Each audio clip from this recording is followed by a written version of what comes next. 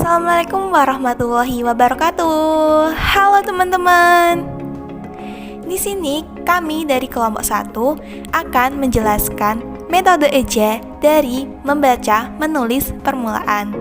Simak ya.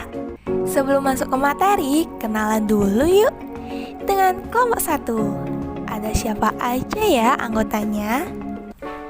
Yang pertama ada Adilatul Wafa Anafis dengan NIM 3430200009.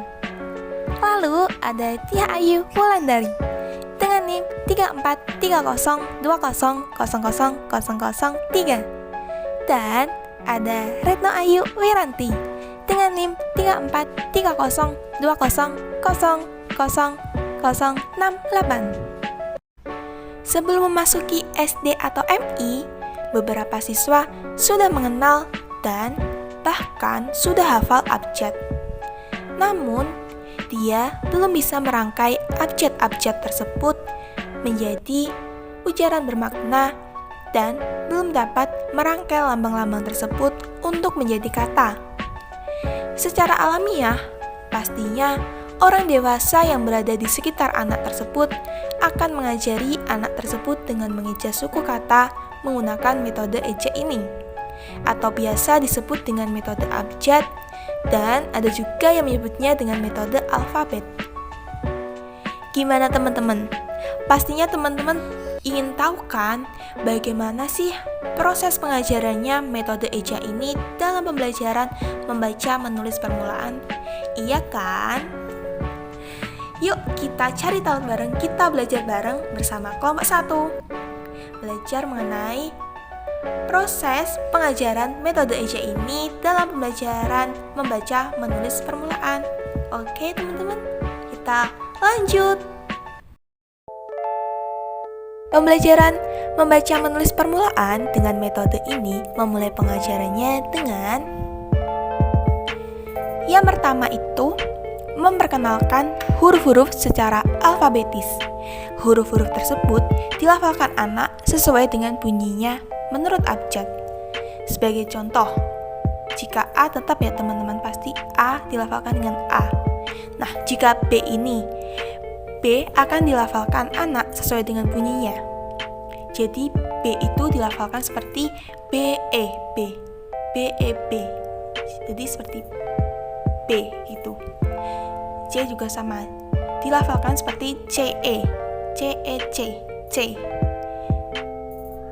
D juga, D-E, D. E tetap ya teman-teman, E, karena bunyinya juga gitu, E. Nah, F ini seperti dibaca atau dilafalkan seperti E-F, jadi F, E-F, F.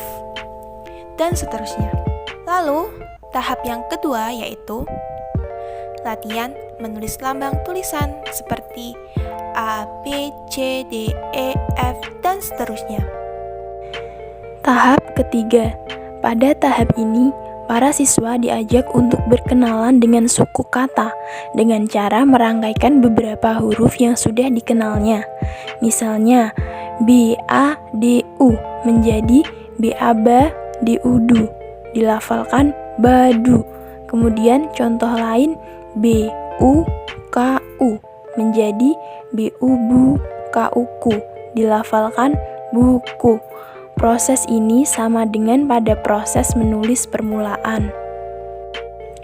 Tahap keempat. Setelah anak-anak bisa menuliskan huruf-huruf lepas, kemudian dilanjutkan dengan belajar menulis rangkaian huruf yang berupa suku kata. Sebagai contoh, kata baru. Berikutnya, tahap kelima.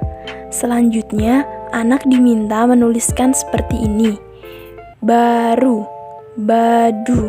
Kegiatan ini dapat juga diikuti dengan cara mencontoh menulis kata melalui proses menebalkan huruf. Selanjutnya, tahap keenam. Pengenalan kalimat-kalimat sederhana. Contoh-contoh perangkaian huruf menjadi suku kata menjadi kata, dan kata menjadi kalimat. Diupayakan mengikuti prinsip pendekatan spiral pendekatan komunikatif, dan pengalaman berbahasa. Artinya, pemilihan materi ajar untuk pembelajaran MMP hendaknya dimulai dari hal-hal yang konkret menuju hal-hal yang abstrak, dari hal-hal yang mudah, akrab, familiar dengan kehidupan anak, menuju hal-hal yang sulit dan mungkin merupakan sesuatu yang baru bagi anak. Anak yang baru mulai belajar membaca mungkin akan mengalami kesukaran dalam memahami sistem pelafalan bunyi. Misalnya B dan A menjadi ba, bukan BA. Bukankah huruf B dilafalkan B dan huruf A dilafalkan A? Penanaman konsep hafalan abjad dengan menirukan bunyi pelafalannya secara mandiri terlepas dari konteksnya menyebabkan anak mengalami kebingungan manakala menghadapi bentukan-bentukan baru, seperti bentuk kata tadi. Di samping hal tersebut, hal lain yang dipandang sebagai kelemahan dari penggunaan metode ini adalah dalam pelafalan diftong dan fonem-fonem rangkap, seperti eng, nyeh, ke, sye, ai, au, oi, dan sebagainya. Sebagai contoh, kita ambil fonem eng. Anak-anak mengenal huruf tersebut sebagai N dan G. Lalu, mereka berkesimpulan bahwa fonem itu jika dilafalkan akan menjadi NG, atau neg, atau nege. Bertolak dari kedua kelemahan tersebut, tampaknya proses pembelajaran melalui sistem tubian dan hafalan akan mendominasi proses pembelajaran MMP dengan metode ini. Ciri utama dari pelaksanaan kurikulum MI atau SD. 1. Pendekatan saintifik. 2. Kontekstual. 3. Keterampilan proses. Prinsip kebermaknaan dan menemukan sendiri sebagai cerminan dari pendekatan tersebut dalam proses pembelajaran menjadi terabaikan, bahkan terhapus dengan penggunaan metode ini. Sekian dari kelompok kami, kurang lebihnya mohon maaf. Wassalamualaikum warahmatullahi wabarakatuh.